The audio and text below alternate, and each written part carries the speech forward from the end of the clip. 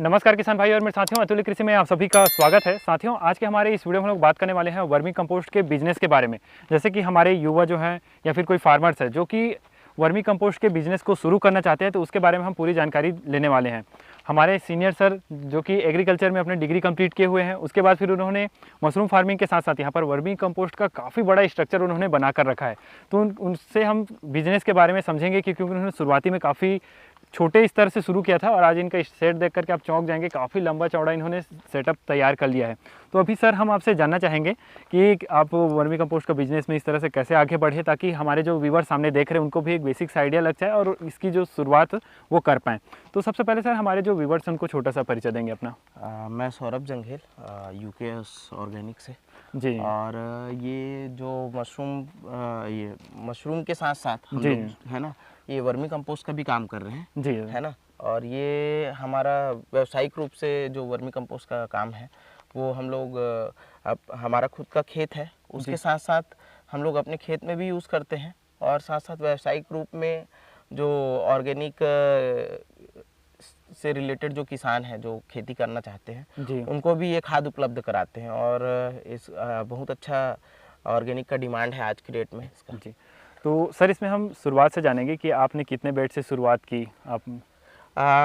वैसे तो हम लोग व्यावसायिक रूप से वर्मी कंपोस्ट का उत्पादन नहीं करते थे पहले। जी जो मशरूम का बाई प्रोडक्ट निकलता था उसका प्रोसेस मतलब उसको खपत करने के लिए वर्मी कंपोस्ट बनाते थे हम लोग। तो पहले शुरुआत में मेरे पास 4 बेड थे और साथ साथ लगा कि इसको साइड बिजनेस के रूप में हम लोग कर सकते हैं। साइड बिजनेस के रूप में नहीं तो कम से कम अपने उपयोग के लिए कर सकते हैं। शुरुआत में पहले अपने उपयोग के लिए करते थे 4 बेड के लिए जी। उसके बाद फिर धीरे से मैंने 10 बेड लगाया और 10 बेड के बाद ऐसा लगा कि वर्मी कंपोस्ट का डिमांड है, लोग मांगते हैं क्योंकि खाद बहुत अच्छा होता है और ज़मीन में डालने से क्या है जो स्ट्रक्चर है, मृदा का स्ट्रक्चर है वो अच्छा होता है ना, संतुलन बना रहता है, पीएच मान मेंटेन होता है, मृदा भुरभुरी होती है, स्पोर्सिटी बढ़ती है मृदा में और जल धारण क्षमता बढ़ती है। तो ऐसे बहुत सारे अनेक गुण हैं वर्मी कंपोस्ट के अपने, क्योंकि जो वर्म्स होते हैं, जो केचुए होते हैं वो अपने आप में एक किसान मित्र कहलाए जाते हैं, उसके द्वारा एक खाद बनना है। तो इसलिए मैंने वर्मी कंपोस्ट का काम चालू किया और 4-5 बेड से चालू किया था, उसके बाद 80 बेड हुए और अभी व्यावसायिक रूप में करने के लिए 12 महीना पहले 12 महीना प्रोडक्शन नहीं हो पाता था वर्मी कंपोस्ट का क्योंकि बरसात में दिक्कत होती थी। तो ये सारा 150 बेड का हम लोगों ने टंकी बना के रखा हुआ है जो स्ट्रक्चर को समझेंगे सर थोड़ी देर में। अभी पहले और इसमें बात कर लेते हैं कि जैसे बिजनेस की शुरुआत अगर कोई करते हैं तो इसमें रॉ मटेरियल, जैसे कि आपने बताया कि आपके पास जो निकलते थे उसका यूज़ कर रहे हैं, अगर कोई नए आना चाहते हैं तो उनके लिए क्या क्या रॉ मटेरियल होगी, वो किस तरह से अपने आसपास में वर्मी कंपोस्ट में सारे रॉ मटेरियल खपत हो जाते हैं। जैसे अपने कृषि वेस्टेज है ना? जी सर। जैसे कि जो बहुत सारे किसान हैं जो हॉर्टिकल्चर से रिलेटेड भी खेती करते हैं, तो उसका जो वेस्ट निकलता है, जैसे केले का पत्ता हो गया और आपका ज्वार हो गया, बाजरा हो गया या भुट्टे का हो गया, इसका जितना भी वेस्ट निकलता है ना, सोयाबीन हो गया, गेहूं हो गया या पैरा हो गया, जितना भी वेस्ट निकलता है उसको हम लोग गोबर में मिलाकर, है ना, 1/4 भाग मिलाकर उसका उपयोग हम लोग वर्मी कंपोस्ट के रूप में केचुए खाद बनाने के लिए उपयोग कर सकते हैं। जैसे कि इसके केचुए खाद बनाने के लिए ताज़ा गोबर, 10 से 15 दिन पुराना गोबर, जैसे कि आप देख रहे हैं हमारे पास में ये गोबर रखा हुआ है। तो ये जो गोबर है हमारा, ये मान के चलो 15 दिन पुराना गोबर है जो डेयरी से निकलने के बाद जो पशुपालक है उनसे हम खरीद लेते हैं, डेयरी से ला लेते हैं। तो वहाँ से निकलने के बाद हम लाते हैं यहाँ और हमारा जो मशरूम का वेस्ट है उसके साथ मिक्स करके भी डालते हैं, केले के छिलके के साथ। तो ऐसे करके एक बहुत बढ़िया खाद तैयार होता है। जी सर, मुर्गी के जो वेस्ट निकलते हैं क्या उससे भी हम यूज़ कर सकते हैं? मुर्गी का वेस्ट भी इसके साथ कुछ, क्योंकि मुर्गी के बीट में भी बहुत अच्छा नाइट्रोजन का सोर्स होता है और वो एनपीके के जो पोषक पूर्ति है उसको पूरा कर सकते हैं। तो 75% आप गोबर यूज़ कर लीजिए, 25% मुर्गी का मिक्स करके, है ना, दोनों को मिक्स करके भी हम केचुए का खाद हम तैयार कर सकते हैं। जी। और सर जैसे शुरुआत में अगर कोई करना चाहता है इसका बिजनेस की शुरुआत, तो कितने बेड से शुरू करना चाहिए उनको?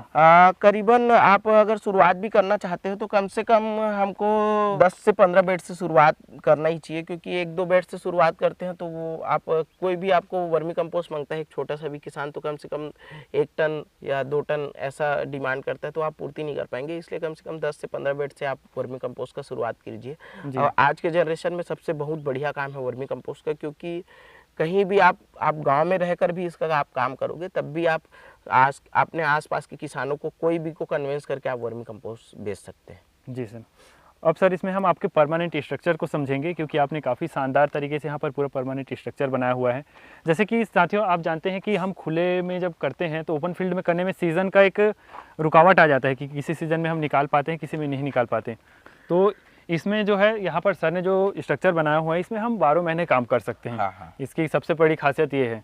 तो इसको हम समझेंगे सर कि इसका बेड की लंबाई चौड़ाई क्या रखा हुआ है आपने? ये लंबाई चौड़ाई दरअसल में मशरूम के बेड जो वर्मी कंपोस्ट का जो बेड होता है उसको तैयार करने में लंबाई में कोई फर्क नहीं है, आप कितना भी लंबा तैयार कर सको, केचुए की मात्रा के ऊपर डिपेंड करता है वो। बट लेकिन चौड़ाई बहुत डिपेंड करता है, क्योंकि काम करने में आसानी होना चाहिए, खाद निकालने में आसानी होना चाहिए। तो कम से कम हमको बेड का साइज हमेशा चौड़ाई 2.5 फीट से ज़्यादा नहीं रखना चाहिए अगर आप पक्का बना रहे हो तो।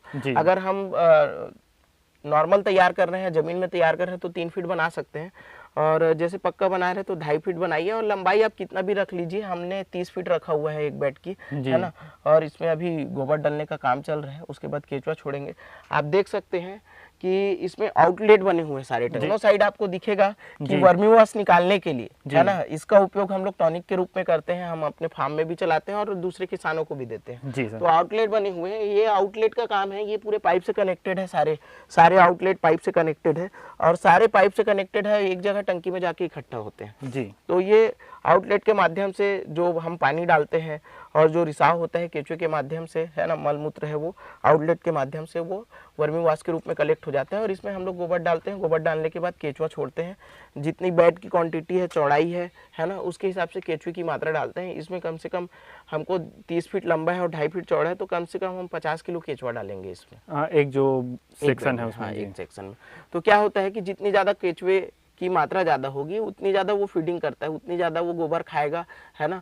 और नमी को बढ़िया प्रॉपर मेंटेन करना पड़ता है, और सही तरीके से मेंटेन करके, और जितनी ज़्यादा फीडिंग करेगा उतनी ज़्यादा केचुआ खाद बनेगी। जी सर। तो इसमें सर टेम्परेचर क्या होनी चाहिए, और टेम्परेचर को आप किस तरह से कंट्रोल करेंगे? चूंकि ये परमानेंट स्ट्रक्चर है तो ये गर्मी के दिनों में इसका टेम्परेचर थोड़ा सा हाई रहेगा। नहीं, ऐसा कुछ नहीं है, टेम्परेचर हाई तो नहीं होगा, क्योंकि इसमें परमानेंट क्या है, जो पानी है हम जो सिंचाई करते हैं, और इसमें हम लोग छपाई नहीं किए होंगे, आप लोगों ने देखा होगा। तो जब ईंटे में जब नमी पड़ता है तो वो ईंटा ऑटोमेटिक ठंडा रहता है ना। अगर छपाई भी करते तो कोई दिक्कत नहीं है, क्योंकि इसमें जब पानी पड़ता है तो ऑटोमेटिक ठंडा रहता है, वो गर्म नहीं होता। जी। और टेम्परेचर क्या रहना चाहिए सर? टेम्परेचर 30 डिग्री से कम रहना चाहिए। और केचुए की सबसे खास बात होती है, जब वो हम गोबर में डालते हैं तो उसको अंधेरे की आवश्यकता पड़ती है, तो हमेशा ध्यान रखें कि इसको बोरे के माध्यम से या ऐसा ढक के रखें, या फिर हम लोग स्ट्रक्चर ऐसा बनाए हुए हैं कि ये ऑटोमेटिक थोड़ा सा डार्क रहता है, ये जगह डार्क रहता है, मतलब थोड़ा अंधेला रहता है, तो कोई दिक्कत नहीं होता यहाँ पर प्रोडक्शन करने में। तो अभी सर इसमें हम आपके बिजनेस को समझने की कोशिश करेंगे कि इसमें कितना इन्वेस्टमेंट हो जाता है और इससे हम कितना अर्निंग कर पाएंगे उसके बारे में। मान के चलो कि हम एक 10 फीट लंबा चौड़ा बेड तैयार करते हैं, जी, है ना। तो गोबर की क्वांटिटी के ऊपर निर्भर करता है कि हम कितना एक बेड में कितना गोबर डाल रहे हैं। बट लेकिन एक बेड से हम, है ना, 2 महीने का साइकिल रहता है, और 2 महीने के साइकिल में एक बेड में आपका 1000 की बचत होती है। जी हाँ। इन्वेस्टमेंट ऐसा है इसमें कि आपके आसपास डेयरी कितनी दूरी पे है ना, आप गोबर कितने रुपए में परचेस कर रहे हैं, है ना, वो सारा चीज डिपेंड करता है। उसके हिसाब से आपकी लागत मूल्य कितनी आ रही है और कितना बचत हो रहा है। और प्राय वर्मी कंपोस्ट 5 रुपए से लेके 8 रुपए तक के आराम से बिक जाता है मार्केट में। हाँ। तो यदि प्रति बेड से कितना प्रोडक्शन निकल जाता है एवरेज जो है वो? एवरेज बेड से प्रोडक्शन करीबन, जैसे कि हम एक बेड में करीबन 1.5 टन माल डालते हैं। 1.5 टन मतलब 1500 किलो अगर गोबर डालते हैं तो हमको करीबन प्रोडक्शन आ जाता है 850 से 900 केजी प्रोडक्शन आ जाता है। उसमें 40% लॉस होते हैं और 60% हमारा प्रोडक्शन आता है। जी 100 किलो मल्टीप्लाई आप 5,000 हाँ तो वो कर लीजिए, तो कहीं ना कहीं आपका अच्छा प्रॉफिट है इसमें, बट लेकिन आपको थोड़ा सा इसके लेवल रखना पड़ेगा, क्योंकि कोई अगर वर्मी कंपोस्ट मांगता है आपको तो उसको तुरंत अवेलेबल करा सके आप।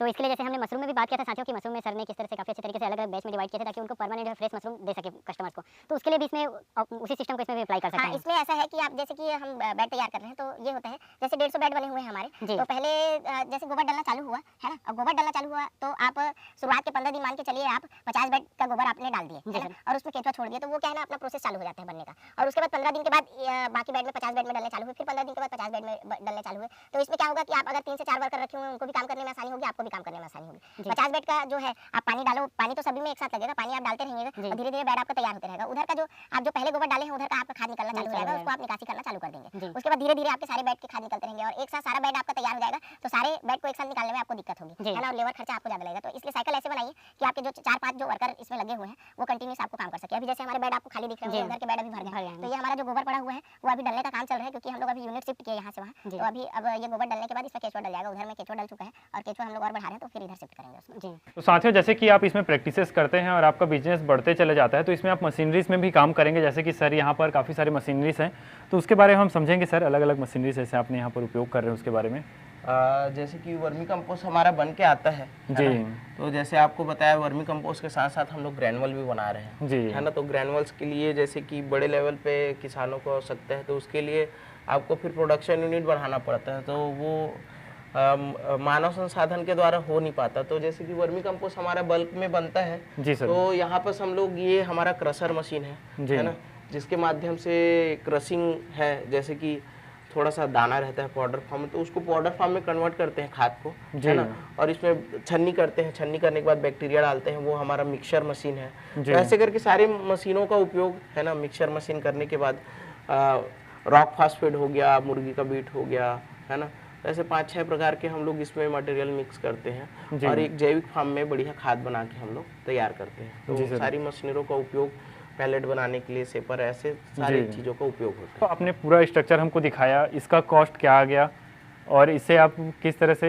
एक इनकम जनरेट करने वाले हैं, मतलब एक प्लानिंग होगी, इसके बारे में हम समझना चाहेंगे। जैसे कि ये हमारा प्रोजेक्ट वर्मी कंपोस्ट और ये दानेदार हो गया, जैसे कि हम लोग फोम का भी काम कर रहे हैं जी। तो ये हमारा ऐसा है, पर डे का कैपेसिटी हमारा इसका करीबन 6 से 7 टन का प्रोडक्शन का है और डेली का हमारा करीबन